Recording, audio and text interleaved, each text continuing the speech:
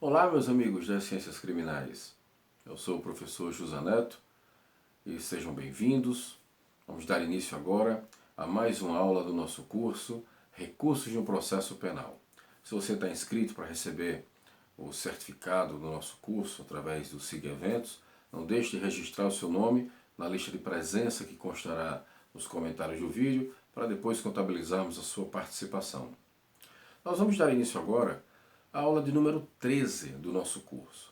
Para quem já vem acompanhando, sabe que nós, desde a aula 7, iniciamos o estudo dos recursos em espécie, começando pelo recurso interdistrito, artigo 581 do Código de Processo Penal, e nós vimos uma a uma as hipóteses de cabimento do recurso interdistrito, terminando na aula passada. Agora daremos sequência ao estudo desse recurso. Nessa aula 13, nós iremos estudar a competência para julgar o recurso interdistrito, iremos ver quando ele sobe nos próprios autos ou por instrumento, e ainda quando tem efeito suspensivo, quando ele produz efeito suspensivo. Então vamos dar início agora tratando da competência para julgar o recurso interdistrito. A princípio, para quem já é iniciado no estudo do processo penal, já estudou recursos no processo penal, ou quem já está vivenciando o dia a dia do processo penal, não deveria trazer maiores preocupações, não deveria ser motivo de maiores considerações a competência para julgar o recurso interdistrito.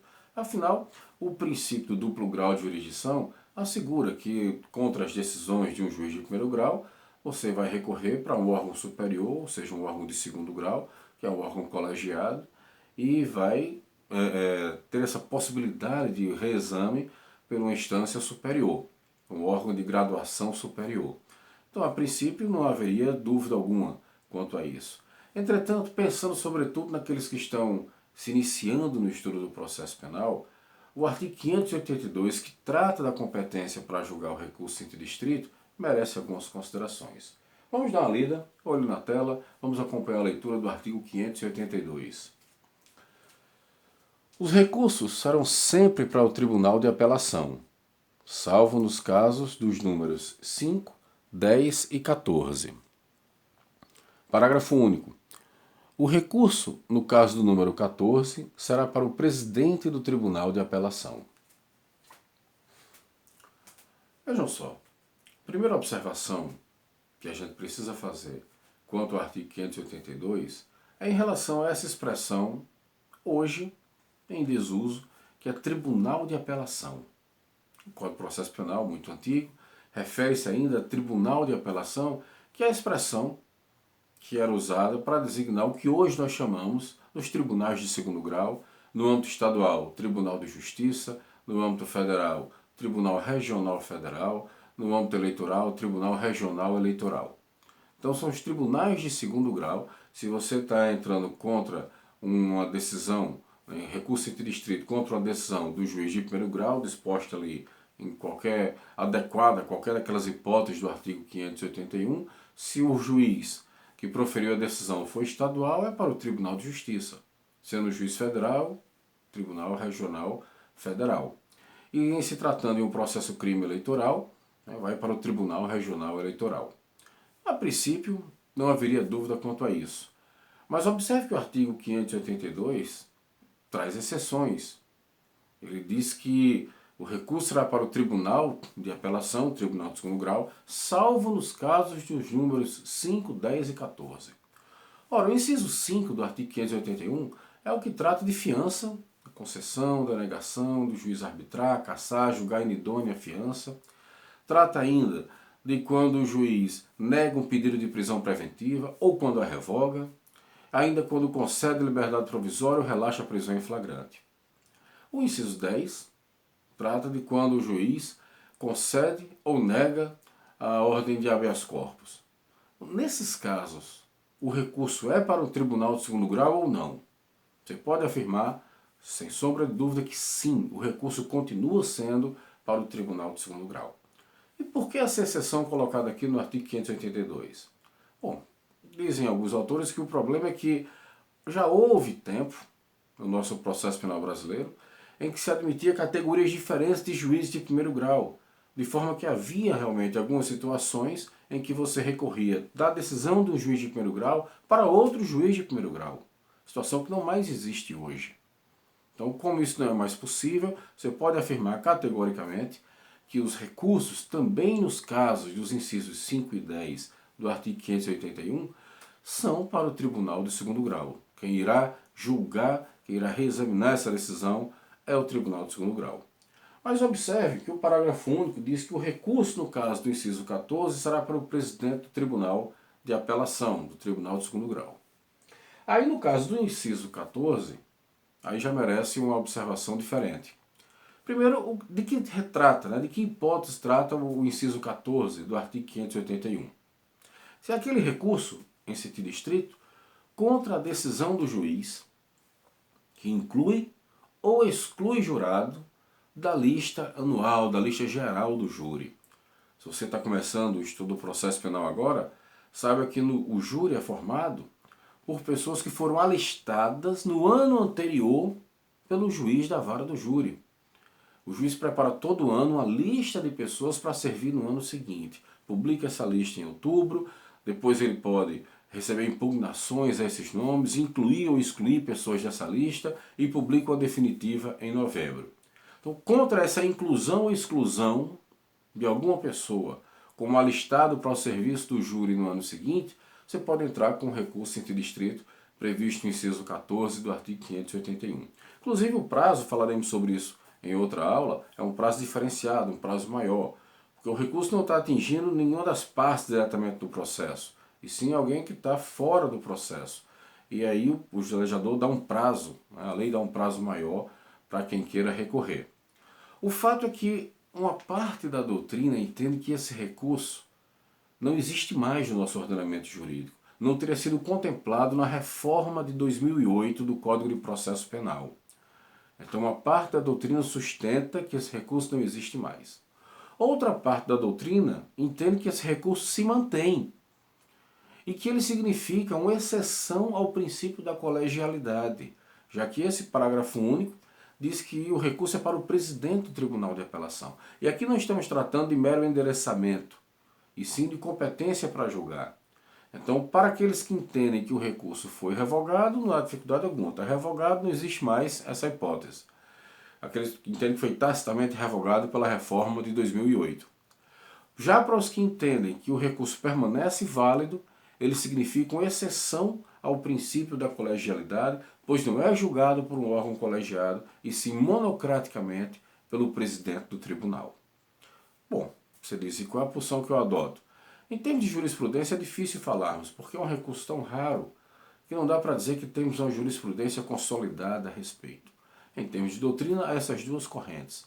Então, no concurso, se a sua preocupação maior é essa, é importante que você observe se há bibliografia indicada ou não e como ela trata essa matéria, e não havendo, você vai ter margem aí para talvez impugnar a questão que eventualmente caia sobre isso, por se tratar de um tema não pacificado na doutrina. Bom, seguindo adiante, nós temos que o recurso em sentido estrito ele pode subir nos próprios autos ou por instrumento. O que é que significa isso? Primeiramente, essa subida do recurso, claro, isso faz muito mais sentido em processos físicos do que em processos eletrônicos, mas quando tratamos de processos físicos, ao falarmos em subida do recurso, estamos dizendo na saída realmente dos autos originais da vara, quando ele sobe nos próprios autos, quer dizer, os autos originais sairão da vara de origem e serão levados ao tribunal. Quando falamos em subida por instrumento, quer dizer que serão tiradas cópias dos autos originais, formando um novo instrumento, novos autos, e o recurso subirá nesse novo instrumento, desses novos autos, com cópias do processo original, para ser julgado pela instância superior. É bom lembrar, você que está começando o estudo dos recursos de um processo penal, o recurso em sentido estrito você interpõe perante o juiz de primeiro grau e vai ser julgado pelo tribunal de segundo grau. Mas quem recebe o recurso, quem faz o juízo de admissibilidade, quem recebe as razões e contra-razões da parte, é o juiz que proferiu a decisão recorrida. Depois de instruir todo o processo com as peças próprias do recurso, ele então remete o processo nos autos ou por instrumento, O recurso subirá então para o segundo grau. Bom, vejam só, o recurso interdistrito é um recurso que, via de regra, sobe por instrumento. Excepcionalmente, subirá nos próprios autos. E a lei diz quando sobe nos próprios autos. A lei trata das hipóteses em que ele sobe nos próprios autos. Vamos dar a lida, artigo 583. Atenção, diz o seguinte o artigo 583. Subirão nos próprios autos os recursos. 1. Quando interpostos de ofício. 2. Nos casos do artigo 581, incisos 1, 3, 4, 6, 8 e 10. 3. Quando o recurso não prejudicar o andamento do processo. Parágrafo único. O recurso da pronúncia subirá em traslado quando, havendo dois ou mais réus, qualquer deles se conformar com a decisão ou todos não tiverem sido ainda intimados da pronúncia. Bom, veja só. A regra, como eu disse, é o recurso subir por instrumento. Mas ele pode subir também nos próprios autos. Você vai observar que ele sobe nos próprios autos, em regra, seriam desnecessários os dois primeiros incisos, porque o terceiro já revela a fórmula para isso. Ou seja, quando o recurso interposto, o recurso interdistrito, quando ele subir nos próprios autos, puder trazer prejuízo para o andamento do processo, então ele terá que subir por instrumento. Não subir nos próprios autos e subir por instrumento.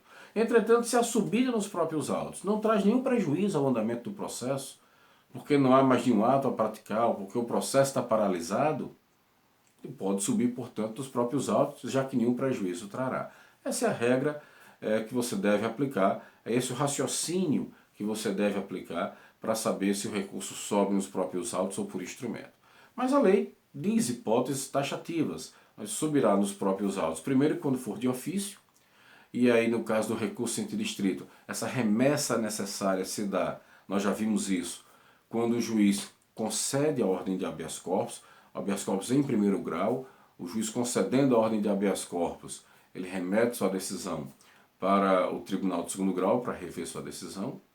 E no caso do inciso 2º aí do artigo 583, ele fala aí nas hipóteses de, primeiro, rejeição da denúncia, está lá no inciso 1º do artigo 581, quando o juiz rejeita a denúncia, encerra o processo, sem julgamento de mérito, mas encerra o processo.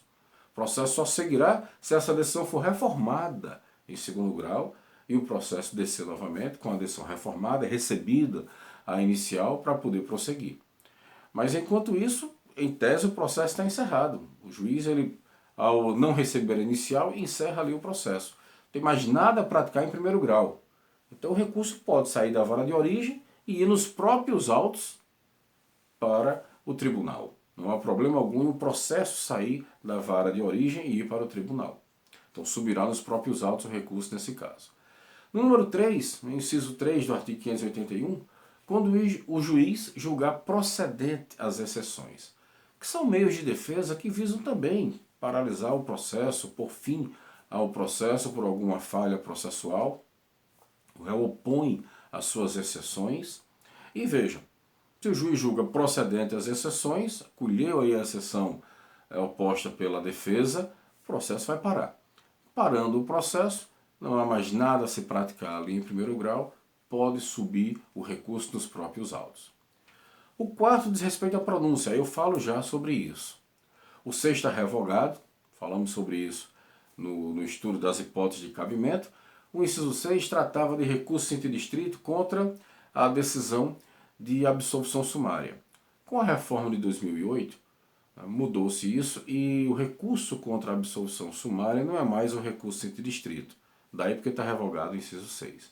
E sim a apelação, e falaremos sobre isso na aula que estudarmos o recurso de apelação. Então o 6 está revogado.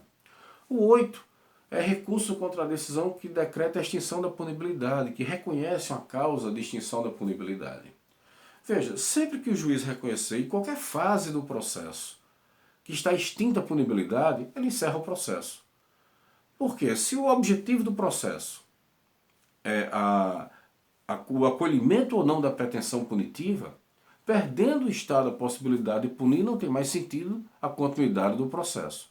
Extingue-se o processo, inclusive com a resolução de mérito, punibilidade é matéria de mérito, então extingue-se o processo quando o juiz reconhece a causa, a ocorrência de uma causa de extinção da punibilidade. A exemplo da prescrição, da morte do réu, da decadência e outras mais dispostas, não só ali no artigo 107, mas em outros dispositivos, algumas até reconhecidas pela jurisprudência, sem que haja uma previsão expressa na lei, mas havendo qualquer causa extintiva da punibilidade, o juiz encerra o processo. Encerrando o processo, não há mais nada a praticar ali em primeiro grau, o recurso interdistrito contra essa decisão pode subir então nos próprios autos originais para o tribunal que irá julgar.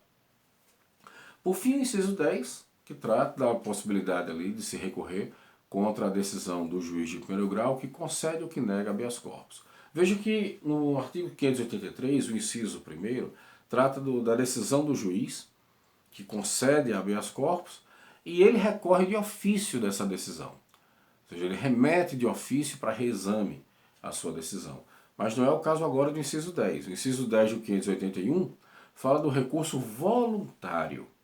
Quem se sentiu prejudicado com a concessão ou denegação de habeas corpus entra com recurso interdistrito e, nesse caso, também não há mais nada a se praticar depois que o juiz concede ou nega o habeas corpus e o recurso sobe, então, nos próprios autos para o tribunal que irá julgar. Agora, voltemos para o inciso 4, porque o parágrafo único ele diz que, no caso da pronúncia, ela poderá subir para o traslado. A regra geral é que a pronúncia suba nos próprios autos. Por quê? Você que está se iniciando aí no estudo do processo penal, saiba que o procedimento do júri é um procedimento diferente. Ele é dividido em duas fases. Alguns autores falam em 3, considerando que a sessão de julgamento seria ali uma terceira fase. Mas a imensa maioria concorda que são 2 fases do processo do júri. A primeira vai até a pronúncia, a segunda se inicia após a preclusão da pronúncia.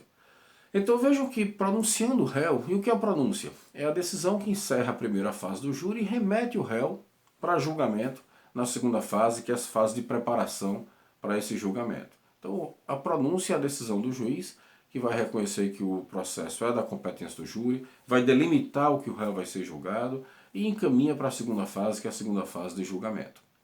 A decisão de pronúncia, passível de recurso interdistrito, mas só inicia essa fase de preparação para o julgamento, essa segunda fase, depois que se julgam os recursos que foram interpostos, ou o recurso que foi interposto contra a decisão de pronúncia. De forma que, havendo a pronúncia, nenhum ato vai se praticar mais, encerrou-se a primeira fase, e a segunda não vai ser iniciada enquanto não julgar o recurso. Então o processo vai ficar paralisado, porque nada vai se fazer em primeiro grau enquanto não julgar o recurso. De modo que o recurso contra a decisão de pronúncia poderá subir nos próprios autos. Entretanto, o que é que diz a exceção no artigo 583? Se por acaso você tem mais de um réu pronunciado, um deles já se conformou com a pronúncia e o outro recorreu, o recurso daquele que ofereceu ali o recurso subirá por instrumento. Porque se um já se conformou, não recorreu, a segunda fase para ele já pode ser iniciada. Então, aquele que recorreu terá o seu recurso encaminhado à instância superior por instrumento, com cópias do processo original, que permanecerá na vara de origem para o processamento da segunda fase em relação àquele que se conformou com a decisão. A mesma coisa ocorrerá se um já recorreu e outro sequer foi intimado da pronúncia. Então, aquele que já recorreu terá seu recurso subindo por instrumento, e aquele que não foi intimado ainda precisa que o processo continue na vara de origem para tomar conhecimento da decisão, examinar os autos e verificar eventuais elementos do processo para fundamentar melhor o seu recurso. Então, se alguém não foi intimado ainda da decisão de pronúncia, algum dos réus, e outro já recorreu, então o processo ficará na vara de origem para que aquele que não foi intimado ainda, ao ser intimado, possa recorrer, e quem já ofereceu o recurso terá seu recurso subindo por instrumento. É o que diz, portanto, o artigo 583. Vencido mais esse ponto, vamos para o último ponto dessa aula, o efeito suspensivo do recurso interdistrito. Veja bem, ao contrário da apelação, que será objeto de aula futura, e sempre tem recurso interdistrito, tem efeito suspensivo como regra geral, o recurso em sentido estrito é um recurso que geralmente não é dotado de efeito suspensivo. Então, o recurso em sentido estrito, em regra, não tem efeito suspensivo. E o artigo 584 diz quando tem efeito suspensivo. Só que, mais uma vez, você precisa ter cuidado com o que está escrito no artigo 584, e eu destaquei aqui colocando em vermelho para a gente fazer um breve comentário a respeito. Vamos dar uma lida no artigo 584. Os recursos terão efeito suspensivo nos casos de perda da fiança, de concessão do livramento condicional e dos números 15, 17 e 24 do artigo 581. Então vamos prestar atenção, vamos ter cuidado com isso aqui. Veja só, os recursos terão efeito suspensivo, primeiro nos casos de perda de fiança. Ora, nesse caso de perda de fiança, não há problema, o recurso terá efeito suspensivo. Por quê? A perda da fiança, já expliquei em aula anterior, quando nós tratamos da hipótese de cabimento aí do inciso 7 do artigo 581, a perda da fiança se dá o seguinte: a fiança é uma caução que você presta para garantir o cumprimento de despesas processuais e, como efeito, você recebe o benefício aí da liberdade provisória. Mas sendo condenado e não se apresentando para cumprir a pena, perde tudo que pagou de fiança. Então você não vai se aproveitar nada da fiança para pagar as despesas processuais. Você ficará devendo ainda por inteiro o valor das despesas processuais, porque todo o valor que você deixou ali em caução com a fiança será perdido. É uma fórmula do legislador desestimular a fuga, digamos assim. Então veja, no caso de perda de fiança, o recurso ele tem efeito suspensivo para impedir já a perda do dinheiro. Então o efeito suspensivo serve para isso, para que não se perca logo o dinheiro de imediato. Então esse permanece válido. Mas aqui diz de concessão do livramento condicional. Nós já vimos que a concessão, denegação, revogação do livramento condicional não são hipóteses de recurso em sentido estrito. Apesar de se estar dito no inciso 12 do artigo 581, mas comentamos aqui na aula que nós estudamos as hipóteses de cabimento, que esse inciso 12 foi inteiramente revogado de forma tácita pela Lei de Execução Penal. Lei mais nova, que trata inteiramente de execução penal, e estabeleceu o recurso de agravo em execução, no seu artigo 197, como recurso cabível para todas as decisões do juiz de execução. E como a concessão do livramento condicional é ato do juiz de execução, ela não é objeto de recurso em sentido estrito, é objeto do agravo em execução. Não esqueça essa parte aqui de concessão de livramento condicional. E o agravo em execução, em regra, não tem efeito suspensivo. Aí fala aqui ainda dos números 15. O número 15 é aquela decisão do juiz que nega seguimento à apelação ou à julga deserta. Tem efeito suspensivo. Então observe que o recurso em sentido estrito tem efeito suspensivo nos casos de perda de fiança e quando o juiz nega seguimento à apelação. Ou seja, o juiz de primeiro grau sentenciou, recorreu-se contra aquela decisão através do recurso de apelação, só que o juiz não recebeu a apelação. A apelação tem efeito suspensivo para impedir o cumprimento da pena, para impedir que a sentença produza seus efeitos desde logo e o réu comece a cumprir a pena.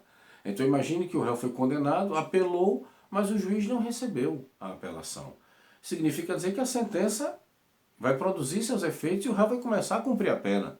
Mas se ele então entra com recurso em sentido estrito, para que o tribunal reconheça que devia ter sido recebida a apelação, ou vai entrar com recurso em sentido estrito contra a denegação do seguimento da apelação, esse recurso terá efeito suspensivo para impedir o inicial cumprimento da pena, o início do cumprimento da pena. Então, nós temos duas hipóteses de efeito suspensivo. Quando o juiz decreta a perda da fiança e quando ele nega seguimento à apelação. No mais, também está revogado o inciso 17, trata da decisão de unificação de penas, é matéria para execução penal, é objeto de agravo em execução e não de recurso interdistrito. E o inciso 24 é aquela hipótese que eu falei aqui, que já não existe mais no nosso ordenamento jurídico, trata da decisão que converte a pena de multa não paga em pena privativa de liberdade. Isso não é mais possível juridicamente, em razão da aceitação em nosso país do Pacto de São José da Costa Rica, em razão do qual se proíbe a prisão por dívidas. Então, se você não pagou a pena de multa, não será preso em razão disso. Isso aí vai virar uma dívida a ser cobrada pela Fazenda Pública, mas não haverá a conversão da pena de multa em prisão, que é a hipótese tratada no inciso 24 do artigo 581. Então, só para finalizar, só para fechar e ninguém esquecer, o efeito suspensivo não é comum no recurso interdistrito. Ele é um recurso que geralmente não tem efeito suspensivo, mas terá efeito suspensivo nos casos de perda de fiança e quando o juiz nega seguimento à apelação.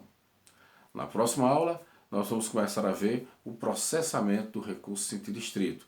E é importante que você acompanhe essa próxima aula, porque algumas pessoas se confundem um pouco com o processamento diferenciado, a questão de ter 2 prazos. Muita gente se confunde um pouco com isso. Depois iremos estudar também a questão do recurso invertido e tudo isso confunde um pouco quem está se iniciando no estudo do processo penal. Mas deixemos isso para a próxima aula e eu espero você então no próximo vídeo. Muito obrigado.